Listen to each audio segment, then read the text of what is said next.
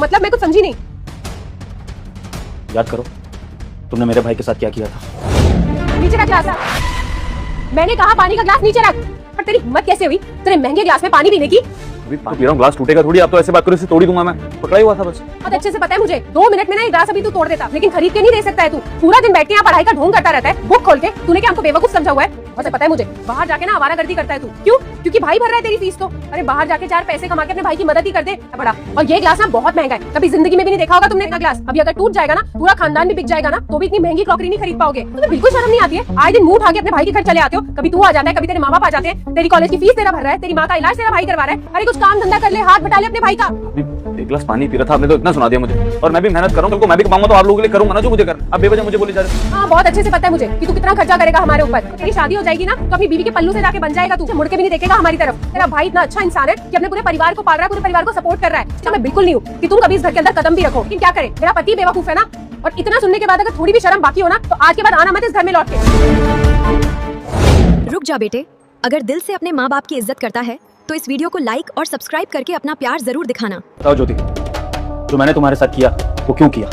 क्योंकि तुम्हारी बहन ने ये इनिशिएट करी बदतमीजी मेरे भाई के साथ। ज्योति, तुम्हें मुझे देखकर लगता है कि मैं तुम्हारे परिवार के साथ ऐसा सलूक करूंगा? अगर मैं इस तरह का आदमी होता तो तुम्हारी बहन कभी मुझसे शादी करती ही नहीं। तुम्हारी बहन ने मुझे मजबूर किया कि मैं ऐसा करूं। और ज्योति, आई एम सॉरी, मेरे पास कोई और रास्ता नहीं था तुम्हारी बहन को सबक सिखाने का।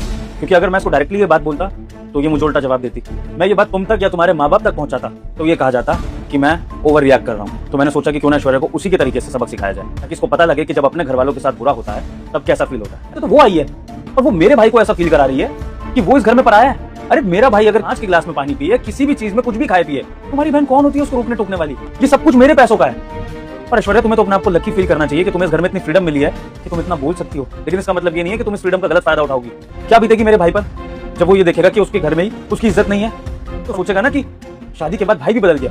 ऐश्वर्या, मैं जितना रिस्पेक्ट तुम्हारी करता हूँ, जितना प्यार तुमसे करता हूँ, सिर्फ कहीं ज्यादा प्यार अपने घर वालों से करता हूँ, है ना?